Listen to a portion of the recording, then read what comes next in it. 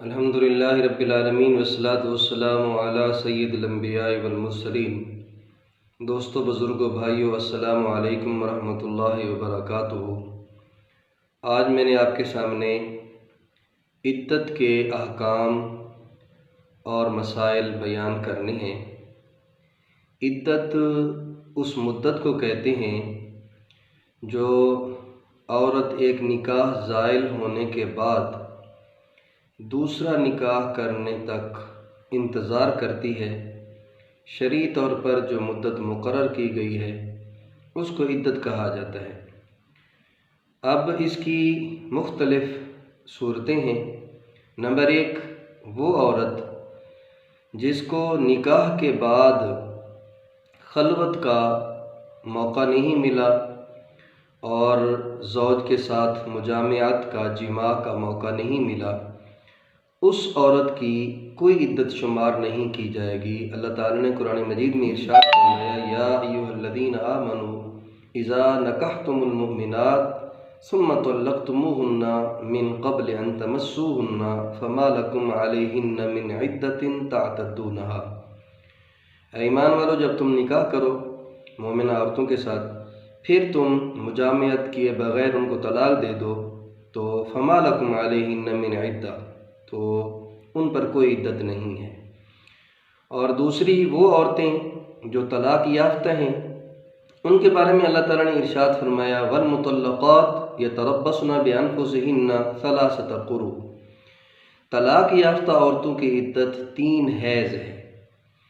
اور اس کے بعد فرمایا جو بیوہ عورتیں ہیں جن کا خاوند فوت ہو جائے، ان کے بارے میں ارشاد فرمایا، والذین یتوفون منکم وَيَذَرُونَ أَزْوَاجًا يَتَرَبَّصْنَ بِأَنفُسِهِنَّ أَرْبَعَةَ أَشْهُرٍ وَعَشْرًا۔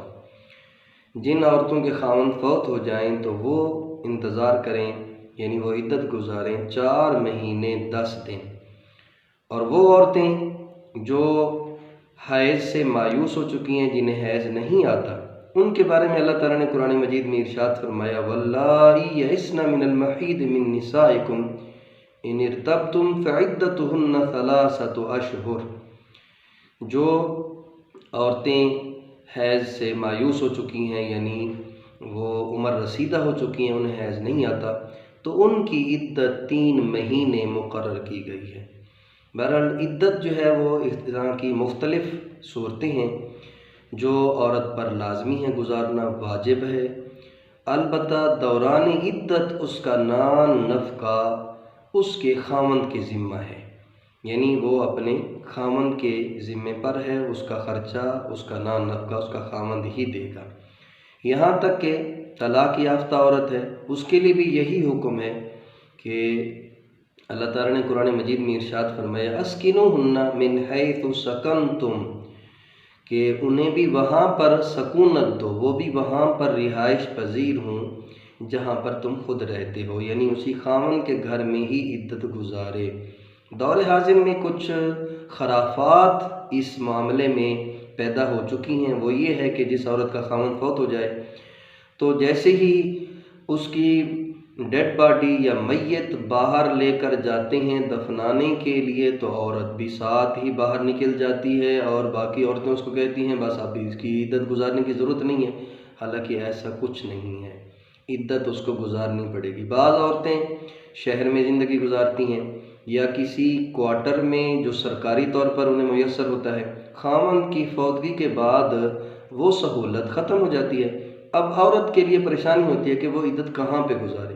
ایسی عورت کو چاہیے کہ وہ جہاں پر کمفرٹیبل ہو، جہاں وہ اپنا تحفظ محسوس کرے، جہاں پر وہ سکون سے رہ سکے، وہاں پر وہ عدت گزارے، چاہے وہ اپنے سسرال میں جا کے گزارے، گاؤں میں جا کے گزارے، اپنے میکے جا کے گزارے، لیکن اس کو عدت گزارنی پڑے گی۔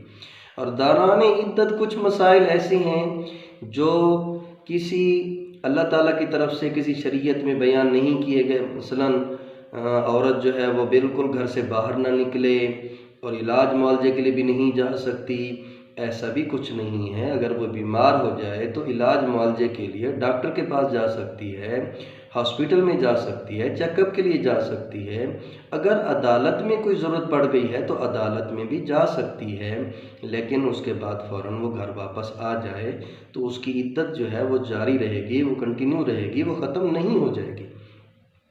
اس طرح کچھ عورتیں جو ہیں وہ عدت کو بالکل کچھ سمجھتی ہی نہیں ہیں، بالکل طلاق کے بعد یا خاوند کی فوتگی کے بعد اس طرح سے پھر وہ زیب و زینت اختیار کرنا شروع کر دیتی ہیں، لیکن زیب و زینت اختیار کرنے کی اجازت نہیں ہے، شریعت کا معاملہ ہے۔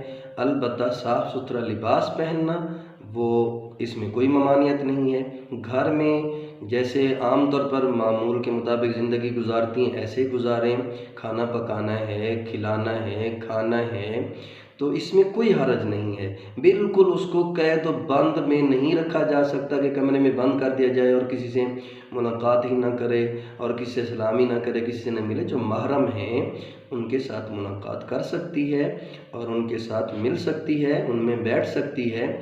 تو کچھ خرافات جو ہیں وہ جو پیدا ہو چکی ہیں ان کو ختم کرنا چاہیے، دین اسلام جو ہے اس کو سیکھنا چاہیے، شریعت کو سیکھنا چاہیے، مسائل کو سیکھنا چاہیے اور پوچھنا چاہیے۔ اپنی طرف سے کوئی مسئلہ بنا کر یا اپنی سوچ کے مطابق اس پہ عمل نہیں کرنا۔ اللہ تعالیٰ کا ارشاد ہے فَاسْأَلُوا أَهْلَ الذِّكْرِ إِن كُنتُمْ لَا تَعْلَمُونَ، اہل علم سے پوچھ لیا کرو اگر تم نہیں جانتے۔ تو ان معاملات میں یہی کہوں گا کہ خواتین کو یہ مسائل ضرور جاننے چاہیے اور ان مسائل کو سمجھنے کی ضرورت ہے۔ اللہ تعالیٰ عمل کی توفیق عطا فرمائے۔ آمین۔ وآخر دعوانا ان الحمد للہ رب العالمین۔